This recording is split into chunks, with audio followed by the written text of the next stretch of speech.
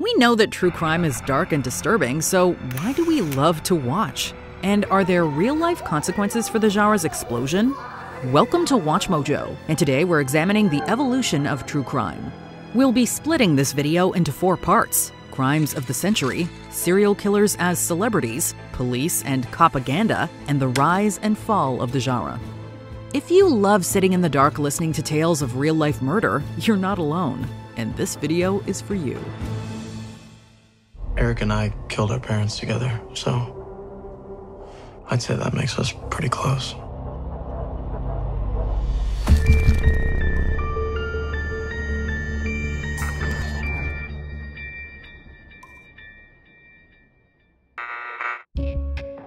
Some crimes are so shocking and controversial that they force us to examine who we are as a society.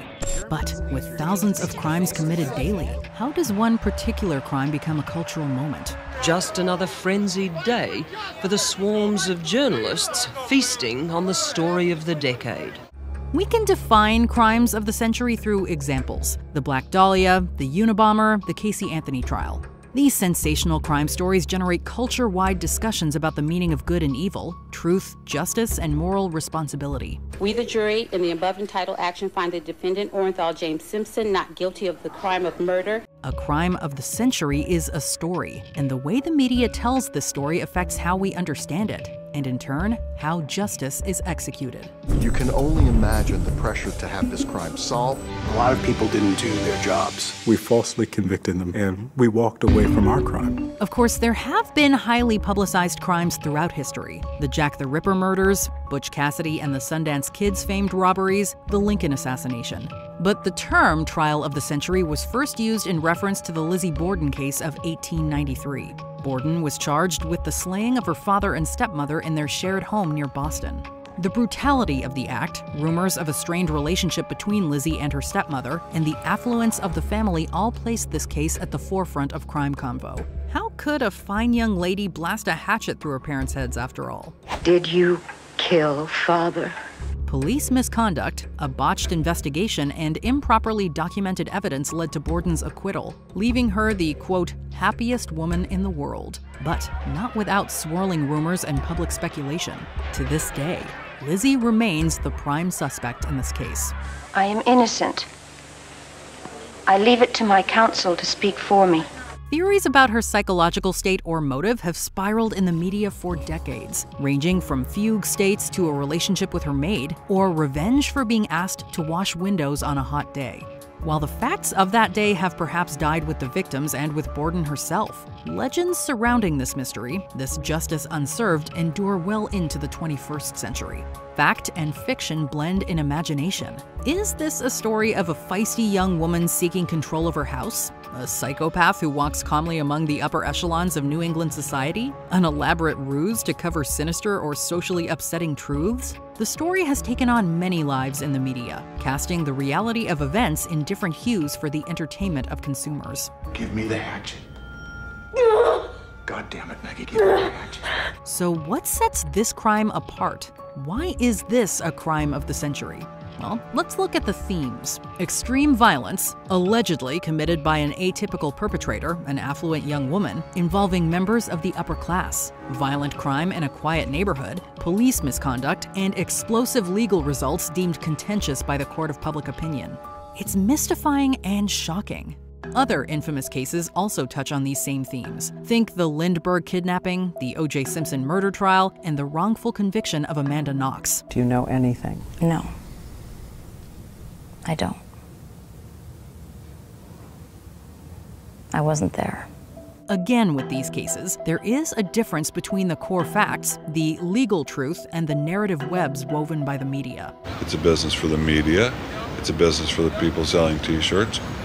It's a business of selling fame, selling gore, selling attachment to something bigger than yourself. But all crime stories are not covered equally, and this can be attributed to a range of factors. For one, cameras were not always allowed in courtrooms. After Bruno Hauptmann, the Lindbergh kidnapper, appealed his case in 1935, alleging that aggressive media coverage had poisoned his jury against him, state legislation was amended to restrict photography in courtrooms.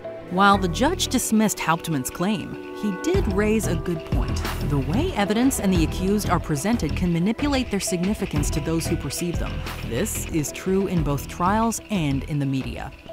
After Hauptmann, many but not all states banned live broadcasting altogether. But these restrictions effectively ended in 1981 after a case in Florida where filming was permitted saw 2 police officers charged with burglary argue that live coverage of their case would deny them a fair trial. Although you can look around the courtroom and not see the camera, the participants will know, and then the distortion process sets in. The case went to the Supreme Court, which ultimately found that the Constitution does not block broadcasting in courtrooms, and the risk of jurors being influenced does not provide enough grounds to ban courtroom broadcasting. This ruling allowed states more freedom to experiment with filming and broadcasting trials live. While this legal history may seem a bit dry, it's important because it effectively created a whole new genre of true crime going into the 80s and 90s. Gavel-to-gavel broadcasting. Trials on TV. Did you kill your father? Absolutely not. There was dead silence in the crowded courtroom, all but the unwavering voice of a teenager professing his innocence. We see this first in the 1987 trial of Joel Steinberg, a disbarred lawyer, and his wife, Hedda Nussbaum, charged with the murder of their illegally adopted daughter. About 36 people carrying candles for Lisa, hoping the flame will ignite some changes in the city's adoption system. Nussbaum received legal immunity for her testimony, the defense arguing that her complicity in the murder was the result of battered woman syndrome. He isolated me from my whole family. For several years I didn't see them, and from all my friends. This is typical of abusers do that. This is a highly emotional case, which brought issues of domestic violence and criminal responsibility to the forefront of public discourse. Additionally, the characters involved are successful, educated people. The drama of the story plays off of the disparity between their bright image and their secret horrors. And most significantly, it centers on the tragic, senseless death of a child. The case created a media frenzy, and stemming from this gavel-to-gavel phenomenon, we see many similar high-profile trials broadcast this way in the 80s and 90s. Pamela Smart, the high school teacher who had 4 students murder her husband in the early 90s, is one example. The verdict spells a giant relief for the family and friends of Gregory Smart, the victim in one of the most publicized trials ever in New Hampshire. Court TV was launched in 1991 and focused on live courtroom footage with commentary by anchors. The channel rose to prominence with their coverage of the trials of Lyle and Eric Menendez in 1994, convicted of killing their parents, and then the O.J. Simpson trial the following year. I didn't know who the suspect was. Anybody could have been the suspect at that point. Of course, we can't talk about crimes of the century without talking about the O.J. phenomenon. This is a major turning point for true crime. From the infamous Bronco chase to if the glove doesn't fit, you must acquit, this story made true crime radically mainstream, no longer a niche mystery subgenre. The viral moments from this case, the clash of characters, his curated celebrity image versus the portrait painted by the prosecution, took on a new life on screens around the world. In the United States, and particularly in California, journalists can cover a court case as freely as they might cover football. The trial by media is in top gear. In fact, more people watched the Bronco chase than the Super Bowl that year. And when the trial's verdict was broadcast live on TV, over 150 million people tuned in. In other words, about 57% of the American population. The stranger-than-fiction true crime saga was beyond a sensation in its time, and beyond the veneer of a celebrity whodunit. The trial spoke to larger issues of race and class within the justice system, and brought these questions into mainstream discourse. Why would someone set him up? Because he got money, they want to see him broke. During the trial, scheduled broadcasts were cut to feature coverage of O.J.-related affairs, and while viewers initially expressed annoyance, over time, we see significant overlap between soap opera viewership and viewership of live trials. This is interesting because, in many ways, the Simpson trial set the stage for this crossing of genres, the TV drama and true crime documentary, blending fiction and nonfiction. Because what followed that decade and into today are new directions of true crime that lean away from previous genre conventions like reenactment and detective stories into formats that effectively combined dramas written for TV with the purported objectivity of live footage, offering the depth of fact in the dressing of a soap opera. The last time that you saw Paul and Maggie's when y'all were eating supper? Yes, sir. Public interest in the Simpson trial created a legacy for the coverage of other high-profile crimes well into the 21st century, and significantly, established a public appetite for these types of stories. One direction we can trace this shift is the emergence of reality court shows like Judge Judy, Divorce Court, and The People's Court, revived in 1997. These shows feature comparatively banal legal cases, presented with personal drama and characterizations woven in. Real cases before a real judge. And now, enter the courtroom of Judge Mathis. While the cases are real and the characters are non-actors, these shows are cast and cut to make exciting TV. Hey, I'm talking. Okay, my apologies, Miss Girl. Miss who? She's not a girl. It's Miss Toller. It's Judge Toller. Be quiet. I have a question. In addition to starting this new wave, the OJ trial also had an educational impact on the American public. The immense coverage of this trial of the century led to much greater awareness and understanding of how the legal system actually works, and educated audiences about its jargon and proceedings. The entire country's been mesmerized by this case. People are riveted on it, on every bit of information and every bit of pseudo-information. So the target demographic for this type of content was geared up and ready to go. The post-OJ wave of courtroom reality TV reproduced a few key elements of that live trial viewing experience, namely, an organic whodunit structure that audiences could anticipate, judges and participants cast for their charisma and entertainment value, and at the end of every segment, a verdict. But the issues unpacked in these shows are not focused on celebrity murders, car chases, however slow, or explosively controversial evidence. These shows look mostly at divorce and custody issues, property law, small claims. I don't give a rat's behind about what you're going to show me. I'm not giving you another penny. We said before that not all crimes are covered equally, and this remains true. These are not crimes of the century, but this wave of genre TV is just one example of the impact a trial of the century can have. The Simpson trial changed the landscape of an entire medium and created massive public awareness of the justice system. And, perhaps most importantly, it highlighted how the media is an industry that must always work to replicate its own success. It goes both ways. Our hunger for this type of media pushes content creators to make more of it, which creates a broad landscape of constant crime coverage, which distorts our impression of real-life crime and its prevalence. A look at what's fueling a new wave of gang violence in New York City. And now the body count's never enough. There is also evidence to suggest that the Simpson trial increased public appetite for the relatively new 24-hour news cycle. CNN launched in 1980, but its ratings increased 500% over the course of the trial, with viewers seeking constant updates. In their ordinary lives, most people seldom interact with crime, mostly learning about major events and statistics through the media. 24-hour coverage of true crimes, trials, and even fictional crime dramas creates an exaggerated impression of its prevalence in real life. For example, in the 90s, we see a sharp uptick in media coverage of crime overall, while actual crime was in decline across the United States. While shows like Cops or The People's Court and much daily news coverage are not about crimes of the century, we can see how a major case like the O.J. Simpson trial can send ripples through our media landscape and in turn affect our perception of the justice system and crime itself. I think justice was served. Not everyone here is happy, however. So why does any of this matter? Well, just as fact and narrative blend in the courtroom to determine legal truth, the same dynamic plays out in the ways that media controls these stories, on both sides of the political spectrum. This is not a big conspiracy theory about indoctrination. It's about looking at the bigger picture, beyond CNN, beyond Cops, beyond O.J. Simpson. And even if no one is sitting watching 3 hours of live trials every day, the larger landscape of crime media creates a slanted impression of the pervasiveness of crime, who commits it, and how it affects the day-to-day lives of its viewership.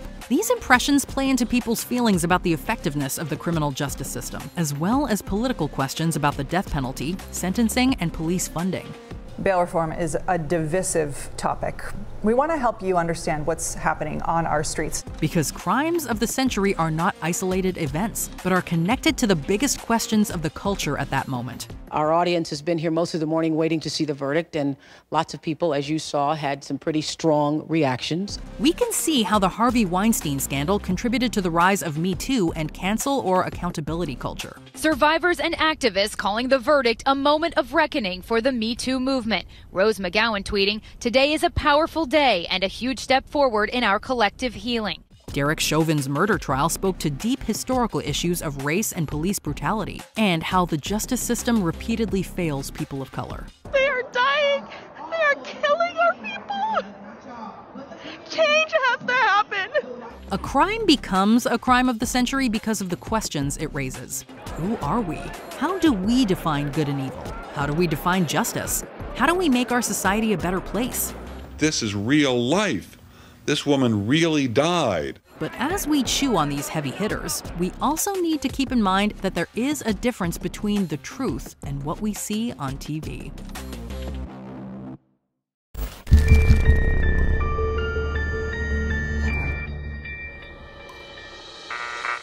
The way the media represents real crimes is especially charged when it comes to serial killers.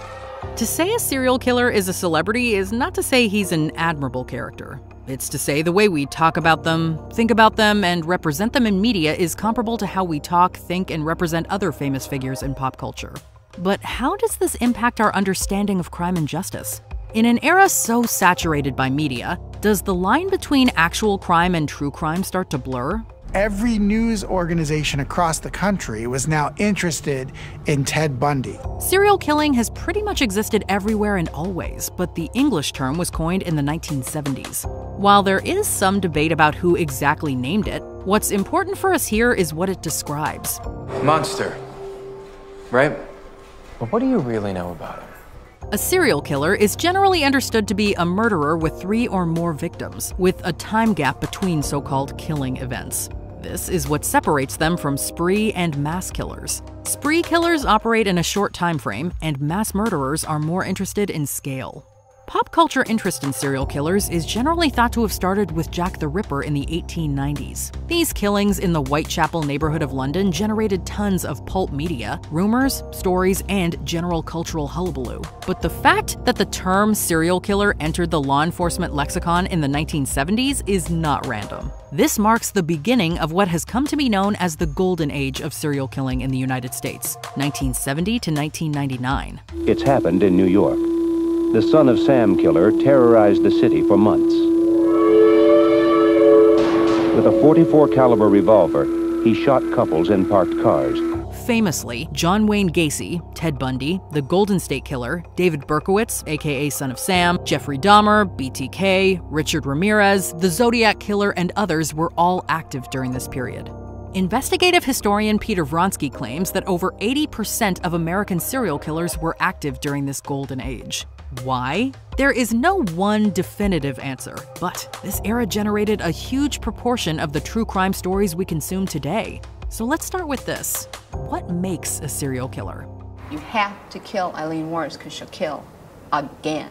Quick facts. 92% of serial killers are male. Most commit their first murder between the ages of 25 and 34. Serial killers rarely target victims outside of their ethnic group, but often target the opposite sex. Psychopathy and sociopathy are real conditions, but those living with them do not necessarily become serial killers. And not all serial killers are necessarily psycho or sociopaths. Like an addiction, you keep craving something which is harder, something which gives you a greater sense of excitement. But experts say that people who could be predisposed to violent impulses, like psychopaths are, can be socialized into acting upon them. For example, if a kid with psychopathy is exposed to physical abuse at a young age, they may be more likely to reproduce this behavior themselves. And what do you do to the animals, Beth? Stick them with pants. And since empathy might not come naturally to them, they may struggle to identify this behavior as wrong. Children who experience severe trauma can also develop patterns of emotional suppression that can lead them to victimize people later in life, struggling to feel empathy or remorse. As I'm sitting there with a severed head in my hand, talking to it, and I said, well, wait a minute. I see old paintings and drawings of Viking heroes talking to severed heads and taking them to parties, old enemies in leather bags. Part of our heritage. If we go back to this ironic term, this golden age, let's look at the timing. Men aged 25 to 34 in the 1970s were born in the 1940s and 50s. World War II and the Korean War destabilized many young families across the United States during these decades, as many people returned from war with immense trauma. Many men did not return at all, leaving behind young families with their own trauma, higher rates of poverty, and so forth. Experts have pointed to this wave of destabilized homes as one factor potentially leading to the rise of serial killing in the generation that followed, because these children were more frequently neglected or exposed to violence and abuse. Experts have also pointed to the Great Depression as having a similar effect. There are, of course, many different experiences of war and returning home. But for instance, Dennis Rader, aka BTK, Richard Cottingham, the Torso Killer, and Joseph D'Angelo, the Golden State Killer, all had war veteran fathers and deeply unstable family homes. When he drank, he was almost like a different person. My dad struck all of his children all the time. It's a gross oversimplification to say that one thing directly leads to the other. But given the high rates of abuse and childhood exposure to violence reported by convicted serial killers of this era, a connection begins to emerge. Violence and trauma can cycle across generations. When Richard's father would get mad, he would get the hammer and hit his own head. He got mad at Richard. He beat the hell out of him. He would get my dolls, I remember, and he would always act like he was going to poke out their eyes. Other factors that experts point to when examining the Golden Age are the massive cultural shifts of the 1960s and 70s. Rising youth and countercultures led to more transience among young people, more runaways, more recreational drug use, more hitchhiking, more women traveling alone. In other words, the pool of potential victims simply grew. There were suddenly a lot of young people wandering the world alone, linking up with strangers, going on adventures, not necessarily wanting to be found. Draft dodging during the Vietnam War is also a factor here, as a lot of young people were traveling under fake names, using fake backstories. This made it harder to identify them once they were found, or to have them labeled missing in the first place. The construction of the interstate highway in the 1950s is also a factor. Increased mobility, hitchhiking, isolated roads, lack of surveillance. All of these social and cultural factors made this generation more likely to kill, and more easily killed. I just stabbed to death and cut the throat of an innocent young woman. She was 19 years old, and her roommate in the trunk who died right after that was 18. This era is the basis of the true crime frenzy we're living in now. Because while serial killing itself has sharply declined in the 21st century, we are still producing and consuming media about this era of killers. Mindhunter, Extremely Wicked, Shockingly Evil and Vile, The Good Nurse, and Monster, the Jeffrey Dahmer story, are all examples of this fascinating nostalgia.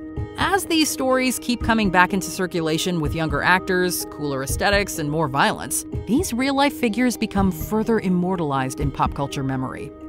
That's so hot.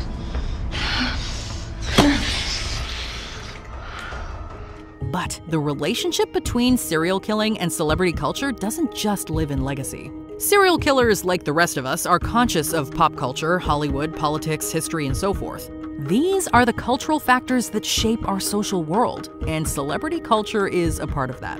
Was that Rick Dalton? Who? The guy from Bounty Law. Who, Jake Cahill? Yeah, that guy in the road was Jake Cahill. Rick Dalton played Jake Cahill in a cowboy show in the 50s called Bounty Law. The showboating, performative Bundy trials where he represented himself and got married in court. Carol, do you want to marry me? I want to marry you. The Tate LaBianca murders being deemed the end of the 60s. In a scene described by one investigator as reminiscent of a weird religious rite, 5 persons, including actress Sharon Tate, were found dead at the home of Miss Tate and her husband, screen director Roman Polanski. These are pop culture moments as much as they are major criminal cases.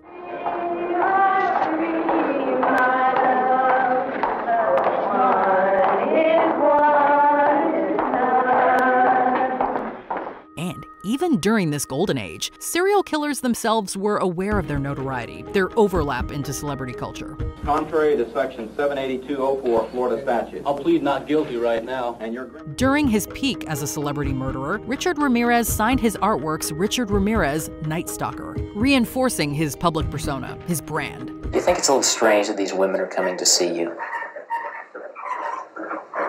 No, because the majority is not necessarily correct.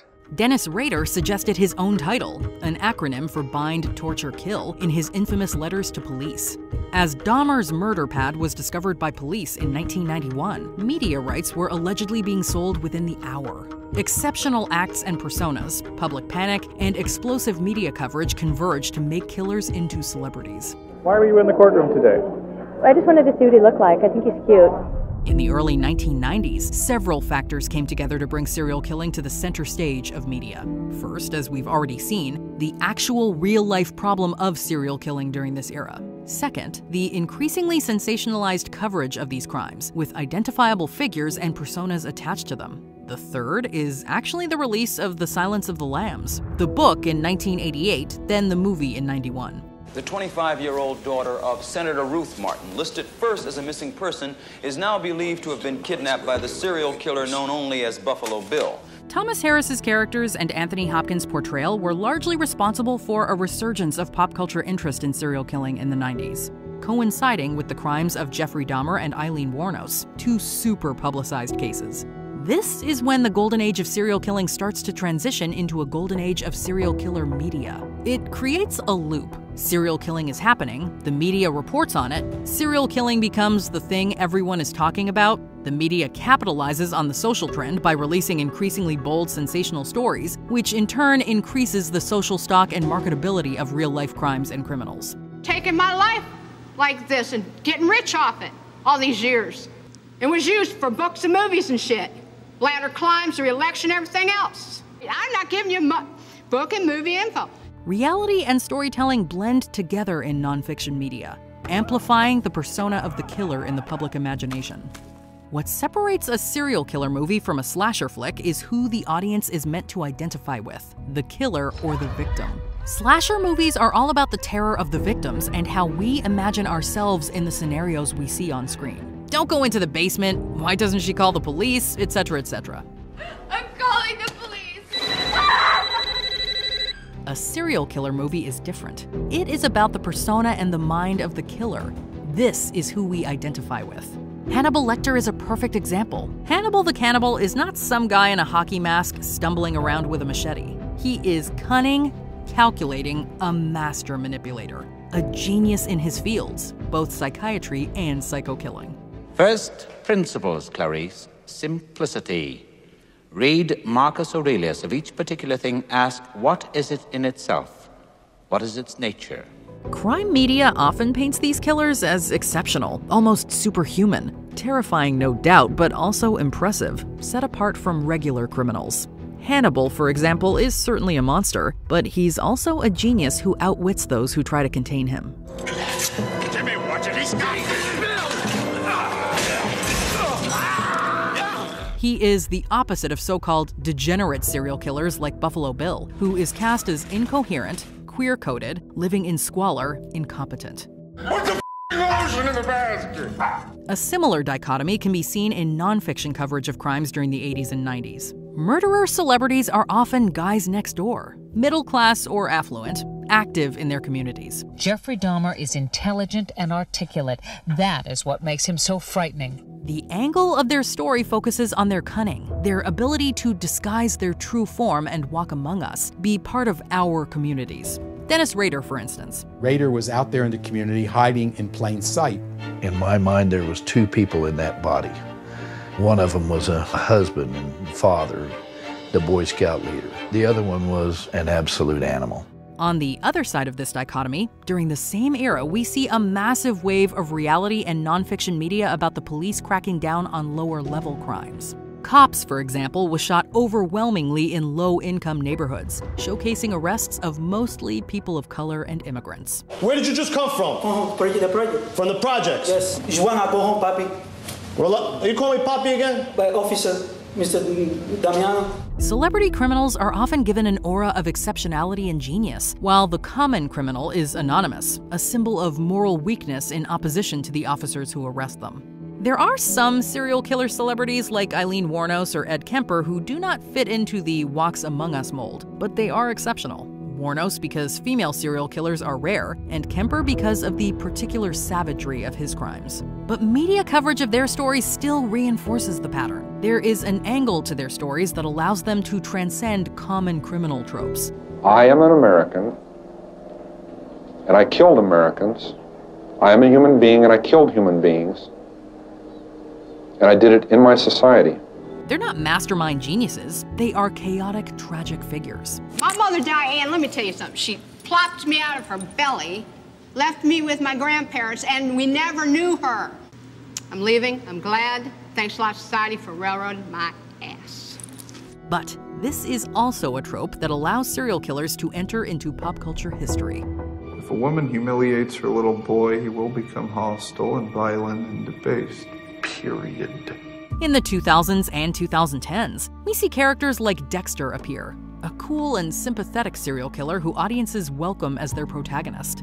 Having become accustomed to the shocking and sensational tone of serial killer stories, we come to accept them as a part of pop culture. Shows like Mindhunter and Dahmer push this even further, featuring real-life serial killers as written characters with snappy dialogue and engaging personas. Charles Manson, the most dangerous man alive. Hippie cult leader who programmed people to kill. In that book, he's got me so powerful, a look for me stopped his watch. On screen, they are no longer real people who committed real crimes, but personas and concepts that become vehicles for the filmmaker's story, icons. Another essential piece of the celebrity system is this: profit. And not just how media companies generate profit from covering tragic and traumatic events, but the concept of murderabilia. Murderabilia is an umbrella term for collectible items connected to violent crimes and their perpetrators. This can be artwork by murderers, their possessions, non-evidentiary items related to their crimes. The more famous the killer, the higher the price tag.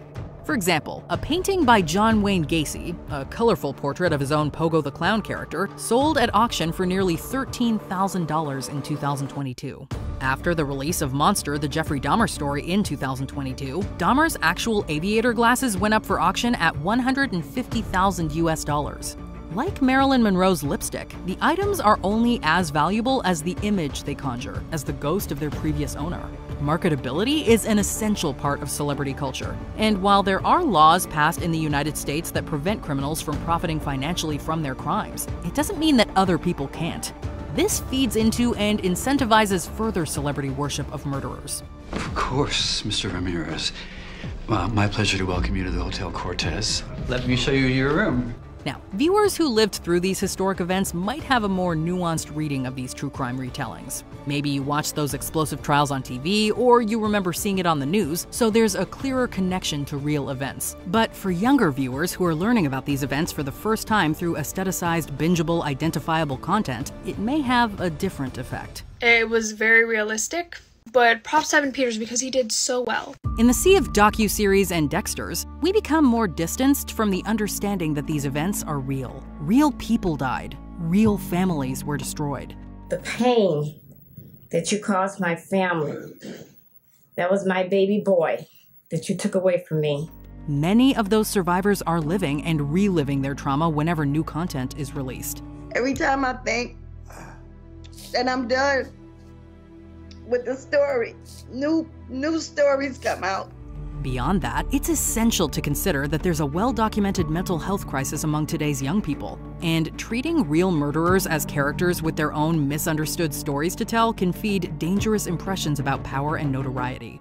The pressures of social media, an increasingly polarized political landscape, and a bleak outlook for the future have contributed to higher rates of depression and general hopelessness among young people. And although serial killing has declined substantially in the 21st century, mass shootings have increased dramatically, particularly in the 2010s. While news media has been developing best practices for covering such events to avoid giving notoriety to the perpetrators, it's essential that we apply the same critical thinking to the true crime and serial killer media we produce and consume today. It's our responsibility to make sure that the stories of the other victims are not lost in the shuffle. It's not just a movie, it's real.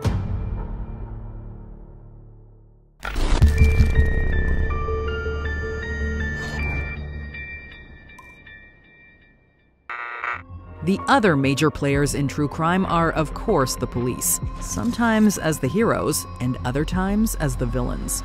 So what's real and what's just copaganda? The good cop, bad cop routine? Not exactly. Policing touches on a myriad of hot-button issues, and we're not here to tell you what to think about them. Instead, we're looking at how the representation of police in true crime has changed over time, and how these changes reflect larger shifts in our society. So let's dive in. These are the men who serve the city of Detroit, working together as a team for the protection of the lives and property of the people of Detroit. Law enforcement has existed in various forms throughout history, but as metropolitan centers expanded in the 19th century, policing became more organized, and developments in forensic science changed the game. Fingerprinting techniques allowed investigators to place individuals at a crime scene. The discovery that body temperature drops at regular intervals after death meant that time of death could be determined accurately. And developments in ballistics and toxicology made it easier to identify weapons used in crimes. By the end of the 1800s, instead of drawing conclusions from visual evidence or hearsay, there were methods for solving crimes that were scientifically reliable. There was now a real chance of catching the guy who did it. This is important because these innovations led directly to the development of the mystery genre, a major influence on true crime as we know it. Inside, Houston found what scientists might call an anomaly. It was a partial print of an index finger, and it matched. True crime had been around for hundreds of years before mystery novels, but in the 1800s, the genre's focus shifted away from tabloidy tellings of gruesome events. Crime stories became more about the puzzle, the method of solving crimes, thanks to new public interest in policing. Conversely, how to get away with murder and the perfect crime became topics of conversation in literary and academic circles. While there are many subgenres under the mystery umbrella, the genre typically revolves around a crime and police or police-adjacent figures peeling away the layers of secrecy surrounding its whys and hows. It'll be very interesting to see if my deductions are accurate. The genre's focus became less about, look at this sickening event, and more about who is intelligent and observant enough to crack this case. These Inspector Genius characters often have borderline superhero qualities, and an aura of exceptionality and superiority. For the subconscious mind. It's like the bottom part of an iceberg, submerged beneath the sea. It's there, but you don't see it. We don't say this as a criticism necessarily. Literary heroes are the heroes of their stories, and as the introduction of policing to rapidly growing cities brought more stability and accountability in areas of great change, it's no surprise that media featuring police had an element of hero worship. Well, I figured you'd be glad to see me. Glad to see you. Well, man, you just saved my life. However, as with any media wave, mystery and detective novels in the 19th century also reflected biases in society at that time. Modern criticism has pointed to how the genre reproduces popular myths about crime, like the prevalence of murder, and that the superhero-ish qualities of the genre's cops sideline issues such as corruption and discrimination in police culture. This would not have been understood the same way as it is now, but in hindsight has become clearer. It's also worth questioning the trope of cop protagonists doing whatever it takes to solve a crime, even when those actions are immoral or illegal. I shoot the bastard, that's my policy. Does this trope normalize police misconduct under the rationale that it's for the greater good? Who does this greater good serve? Who does it harm? Again, we're not saying these characters aren't heroic within the context of their narratives. However, one can see how heroic police stories create a skewed impression of what good or normal policing looks like. So let's jump ahead to the next major innovation of cop content: reality TV. Cops is filmed on location with the men and women of law enforcement.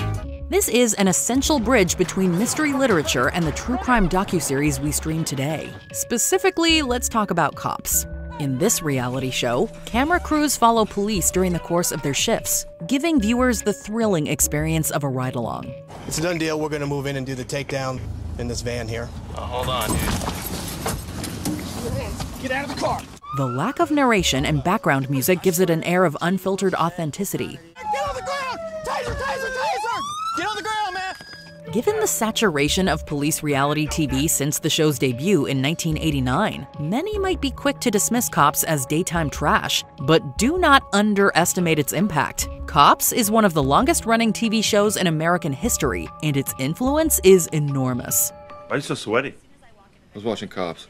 The premise and popularity of Cops hinges largely on its perceived objectivity and the idea that cops are good guys and their arrestees are bad guys. The historical context is important because, remember, crime in the United States reached a broad all-time peak between 1970 and the early 1990s, so crime in communities was real, and this anxiety was in the public consciousness already. Whether you know it or not, it's touching you somehow.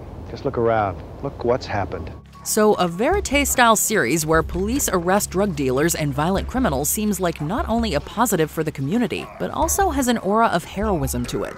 Fair, crime is bad. Violence is bad. Having responsible, accountable, and empathetic individuals working to keep their community safe is obviously a good thing. But here's where it gets a bit sticky. While the show is shot in verite style, the image of crime portrayed is not really accurate compared to actual crime statistics. For example, studies have found a major overrepresentation of men of color as perpetrators in the show compared to real crime data. Cops also overrepresents the number of violent crime arrests by nearly a factor of 4, and drug arrests by a factor of 3. It paints a racialized image of who is committing crimes in America, while showcasing the impoverished living conditions of America's poor and addicted. There is a clear dichotomy between the good guys and the bad guys. And new bad guys. Cops is just one show, and while it has shot over 1,100 episodes across 30 years in over 140 American cities, we have to look at the bigger picture. The so-called war on drugs that began in the 1970s introduced policies that criminalized crack possession far more severely, up to 100 times, than cocaine, even though crack is derived from cocaine. We must wage what I have called total war against public enemy number one in the United States, the problem of dangerous drugs. Crack was far more prevalent in lower income and minority communities at this time because it was much cheaper and easier to produce. So there emerged a heavily racialized profile of who was the face of the epidemic, and shows like Cops corroborated these stereotypes. Do you think the police will ever be able to stop crack in the streets of this city or any other city? What's more, Cops regularly depicts police busting into private residences, using tasers on suspects in custody, pinning suspects to the ground, stopping suspects on technicalities or random suspicion, and using this to justify investigating them for other crimes. How many times have you been stopped and frisked? 7 times. 7 times? Yes, sir. And you're how old? 17. I remember them banging my head into this. He says he's more afraid of the law than the thugs. We're not here to give a case-by-case analysis of every situation on the show, but it's obvious that Cops represents this as good policing, or at the very least, standard. You ain't gotta be aggressive, man. Not being aggressive, man. Just doing it the way I'm supposed to. Within a cultural climate so concerned with crime, shows like Cops played an important PR role in justifying hardcore tactics in neighborhood policing, increased police power and budgets, and even racial profiling. How many people have been told they fit the description by a cop? Raise your hand. Almost all of us, right? It's worth mentioning that all police departments involved in the show are given editorial control over the final cut of the episodes. They can opt to remove anything that paints them in a light they don't agree with. So it's safe to say that what we see in the show is indeed how those cops wish to be represented.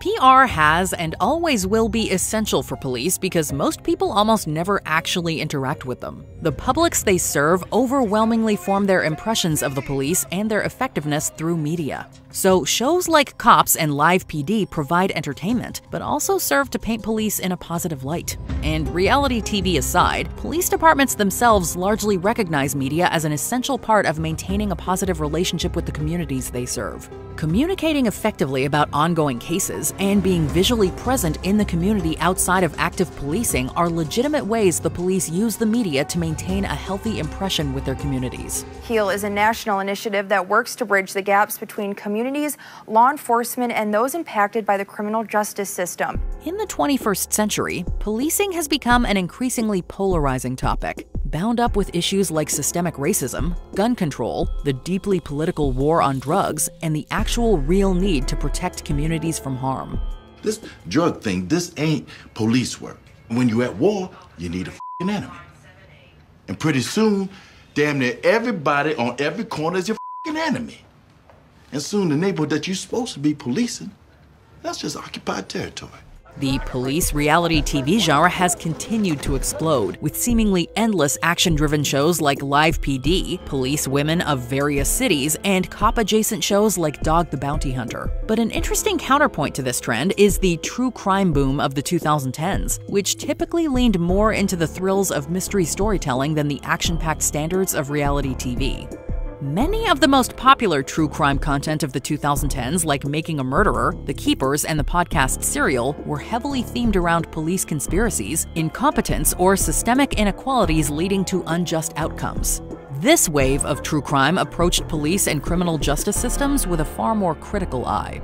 Law enforcement despised Stephen Avery. Stephen Avery was a shining example of their inadequacies, their misconduct. A lot of true crime from this era also features cases cracked by independent researchers who are able to do the police's job, unhindered by corruption and bureaucracy. And now we have something that the LAPD is going to really want, without all the bullshit, without having to go through 800 different levels of discovery and all that stuff. We've got Bob reacting clean to this hugely important piece of evidence. Don't F with Cats, Hunting an Internet Killer, I'll Be Gone in the Dark, The Jinx, and again, the smash hit Serial are all examples of this concept playing out. And it took me to a Facebook group, and it looked to me like it was focused on trying to find who was in this video. I was like, oh, okay, this person wants to play a game of cat and mouse, and I'm up for that. So why the change? Is it just a matter of the pendulum swinging the other way? We didn't know where he lived. We were all in investigative mode. We didn't have much time. We need to stop him from doing this. Well, we know that media acts as a mirror, reflecting the social concerns of its time. When metropolitan police were introduced and forensics expanded in the 19th century, mystery novels reveled in the puzzles of crime. Cops and comparable reality crime TV reflected cultural anxiety about drugs and violence, and helped justify tough-on-crime policies and increased police presence in communities. True crime in our era reflects the power of the internet and social media in democratizing collective experience. There is now an unprecedented ability to meaningfully question or contest official accounts of events and political narratives. And citizens now have far greater understanding of the legal system. People have packed City Hall to speak up about the need for more police accountability. It's a conversation happening in cities all across the country. For instance, footage of George Floyd's 2020 arrest and murder was spread rapidly online and showed former officer Derek Chauvin kneeling on Floyd's neck for over 7 minutes. The official autopsy attributed Floyd's death to, quote, underlying health conditions and potential intoxicants, whereas a private autopsy done by the family found that the 46-year-old died of, quote, asphyxiation from sustained pressure. The footage of the event not only sparked widespread awareness and outrage, but helped change the outcome of the case where police repeatedly failed to do their duty, serve and protect their community. It's been the constant trauma and reliving it over and over and over again, and we need to see some justice to feel like we're going somewhere. Cops was canceled in 2020 by the Paramount Network in light of the global George Floyd protests, but was soon picked up by Fox Nation, a streaming companion to Fox News. Step out. New Cops are only on Fox Nation. In 2021, a law was passed in Texas preventing reality shows from working with law enforcement agencies. The change came after a 40-year-old man died from being repeatedly tased by police following a 22-minute car chase, all filmed for Live PD. Ambler's attorneys say poorly trained deputies could not recognize the medical needs of a man whose disability could cause him to die in custody. Studies showed that use of force reports by police nearly doubled in the year following that agency's collaboration with the show, indicating that officers were more likely to use force when they knew they were going to be on TV.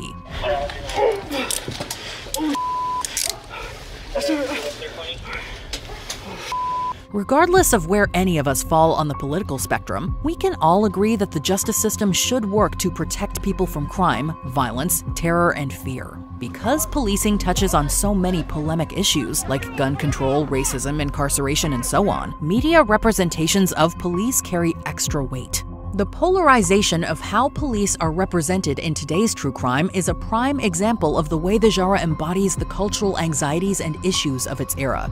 Are police heroes or villains? It depends who you ask. It's doing my job.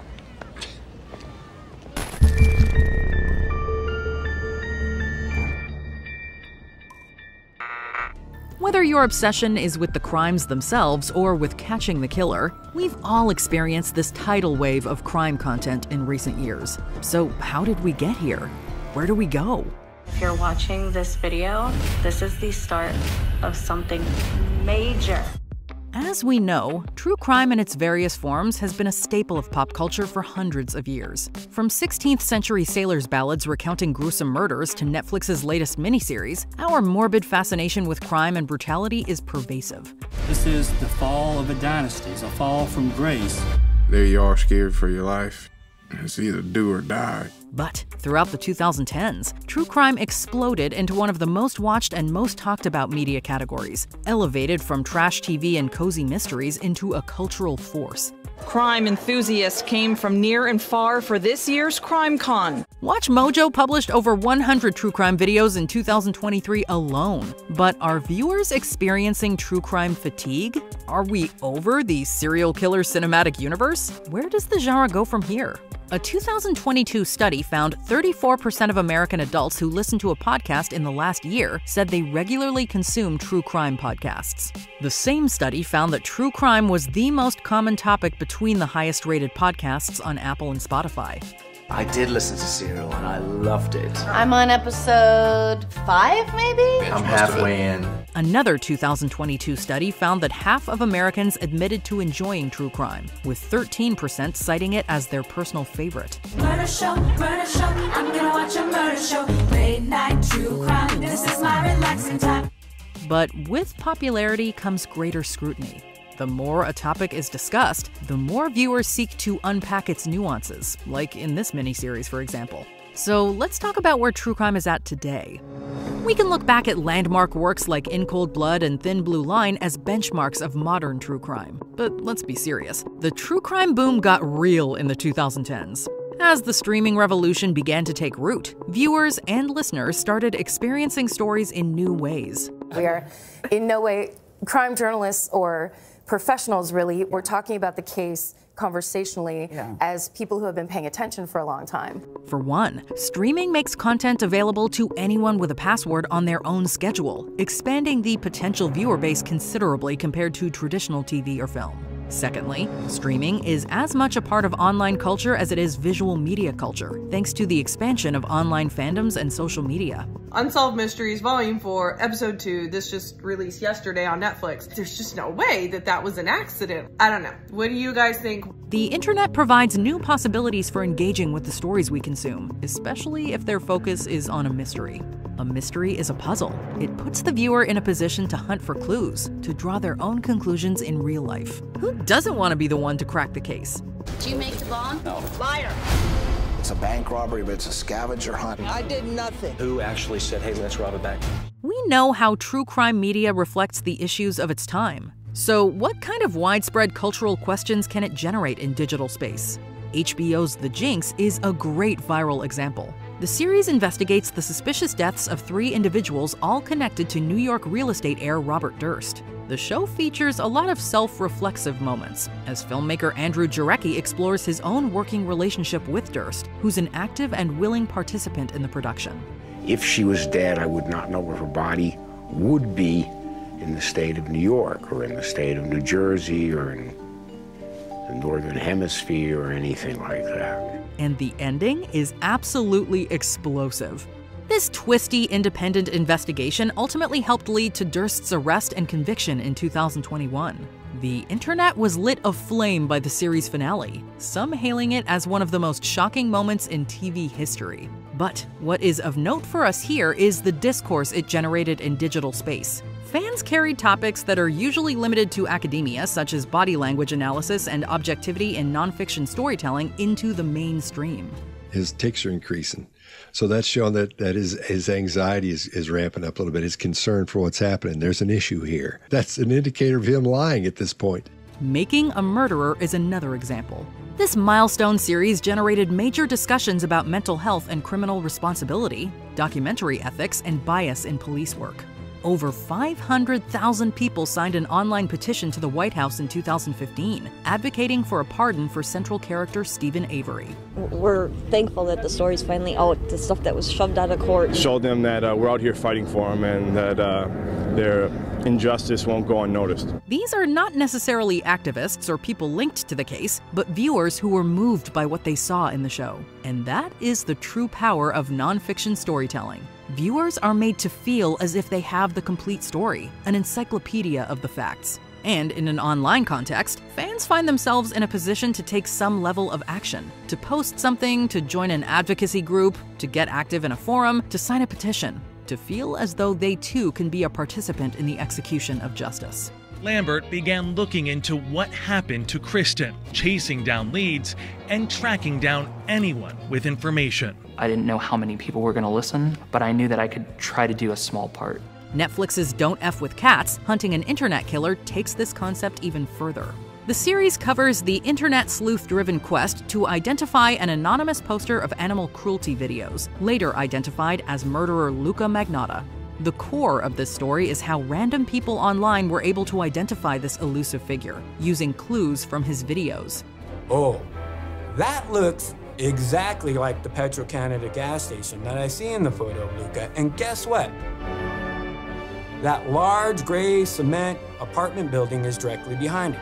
Modern true crime often questions the effectiveness of the criminal justice system, and this series empowers the independent PI roleplay that the internet makes possible. Anyone can be a detective, or even better than a detective, stepping in when the police can't do their job. He was the journalist behind a podcast downloaded by millions that delved into Lynette Dawson's disappearance in 1982. It prompted new witnesses to come forward who've now testified in Chris Dawson's murder trial.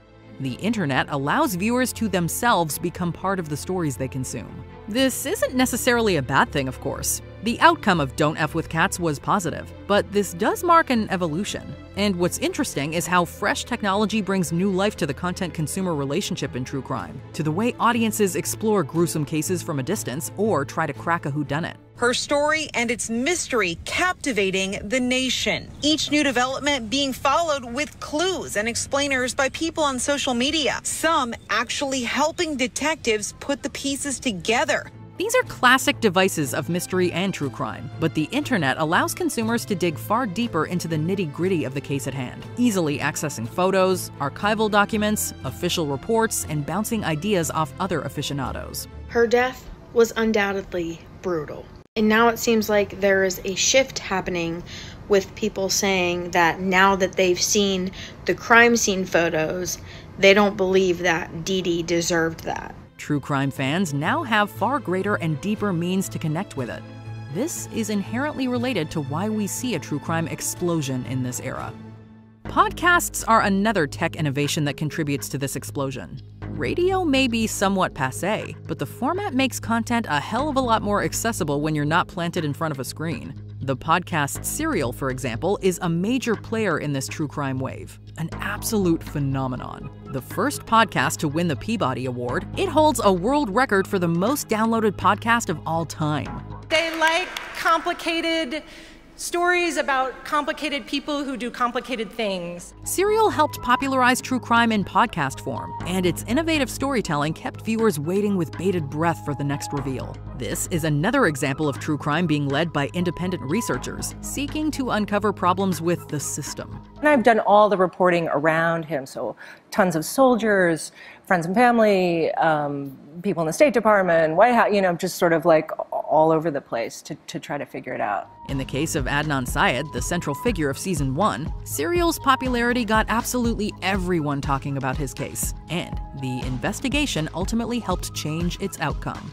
Now, a judge in the United States has quashed the murder conviction of an American man whose case gave rise to the true crime podcast Serial. The Jinx, Making a Murderer, and Serial all debuted within about a year of each other. But let's talk about a different true crime sensation given life by streaming, Tiger King. They can't find his body. Okay, we believe that she fed him to the tigers. At a moment when everyone was suddenly stuck indoors, no work, no social life, Tiger King provided the exact niche story that could only be called comforting given the timing of its release, March 2020. This series has everything: murder, conspiracy, illegal zoos, mullets. Its home on Netflix allowed for a nostalgic collective viewing experience. As everyone's lives were flipped, seemingly everyone was also watching Tiger King. I've devoured all 7 episodes and I'm still craving more. So we've gathered some of the key players for a look back at the twists and turns of the Tiger King saga. The so-called streaming revolution has carried the new wave of true crime by expanding its viewer base and viewers' ability to immerse themselves in these stories from the comfort of their own homes, especially in 2020 when we were literally stuck there. But what are the downsides of this genre explosion in the digital age? It's important that we talk about victim experience here.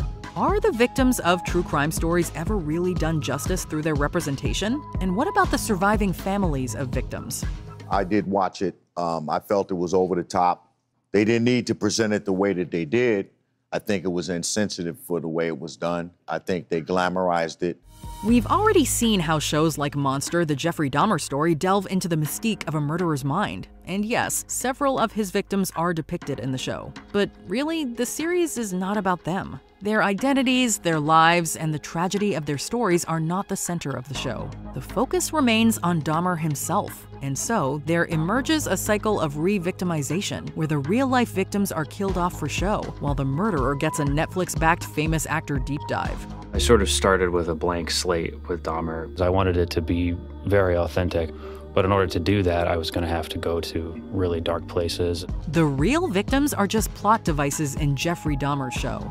While it's contested by creator Ryan Murphy, we reached out to about 20 of the victims' families and friends, trying to get input, trying to talk to people, and not a single person responded to us in that process. Multiple families of Dahmer's victims claim they were never contacted prior to the show airing in 2022. And the way he told the movie and showed the movie and lied about him contacting us, he didn't contact none of us. And he said that he did. Ryan Murphy. As Eric Perry, the cousin of Dahmer victim Errol Lindsay, said, quote, "We're all one traumatic event away from the worst day of your life being reduced to your neighbor's favorite binge show." A point of opposition to this dynamic could be the 2017 Netflix series The Keepers, which covered the unsolved murder of Sister Kathy Sesnick in 1969 and a web of abuse in her Baltimore community. The series featured interviews with her students who were themselves victims of abuse at school and allowed them to tell the story through their own experiences, keeping Kathy at the core. They both knew that I was walking down the hallway to hell. And but then I think of Sister Kathy and I think, well, maybe they were scared to death that he was going to kill them. This created space for Kathy's story to be told without re-victimizing those involved and sensationalizing their trauma for profit. The narrative belongs to them and is recounted from their perspectives. And this is really the core ethical concern of true crime writ large. Is it fair to survivors of these tragedies to have their private lives and intimate family moments aired on TV? Mindy Pendleton, stepmother of Robert Mast, who was murdered in 2015, recounted begging the producers of Netflix's I Am a Killer to not feature their story. The episode aired without her permission or participation and featured his murderer detailing her side of the story. The episode was not about Robert, but about his killer through a lens of curiosity. I made the choice. I took his life, and there's nothing I can do to undo it. Victims' families have also cited the traumatizing effects of having their killed loved ones' lifestyle, decisions, risks, relationships, and so forth scrutinized in the public eye by armchair detectives with no real connection to the case. This victim-blaming notion, what did the woman do to bring this upon herself? What did she wear? Why did she put herself in that position? And this is an age-old question in nonfiction media. What responsibility do we have to the truth? What responsibility do we have to the real-life people and events we cover? There isn't really such a thing as pure truth in media, because what viewers are shown is filtered through so many layers of perception. The lens always omits more than it captures, regardless of a filmmaker's intentions. You think that you know me as a person because you've watched my documentaries. You've read articles, you've done your research, but you don't know me as just Gypsy. But true crime continues to push these boundaries for better or worse. A prime example is Monster and its deeply aestheticized telling of tragic historical events. Some viewers praised its vision and performances. It's a testament to Evan Peters' performance. He's a remarkable actor. Others criticized its potentially glorifying effect. They either go way over the top or they're glamorizing the killer. Can the series just exist as entertainment? Or should there be a higher bar for sensitivity and historical accuracy? It depends who you ask. But given the enduring presence of true crime across hundreds of years, it's clear the genre is here to stay. It will continue to evolve in line with the changing social concerns of its time. And perhaps given the sheer volume of formats and platforms available today, we can expect it to expand in different directions, serving a broad range of tastes. All things will find their fandom. Such a good form of escapism right now. I feel like it's so ridiculous, it's so outrageous. With that being said, the ethics of true crime remain up for debate and deeply subjective. We've seen how true crime can reflect biases in our society and, in turn, influence viewers' perception of the issues it covers. Rather than focusing on the unattainable bar of truth, perhaps the better measure here is honesty. So we have tried to surround ourselves with as many experts as we could. The story we're telling is a story about humanity, about sacrifice, about friendship, people who find each other in the darkest hours and walk towards the light together. Does the creator tell us the limits of their research? Does the content polarize characters into good guys and bad guys? Who are you made to identify with in the story? Then again, if you're just along for the ride and want to enjoy a juicy mystery, that's okay too. We're all fans here. But at the end of the day, it's important to keep in mind that these juicy mysteries were not just written to entertain us. They are the stories of real people who lived through very real events, and they could happen to you too.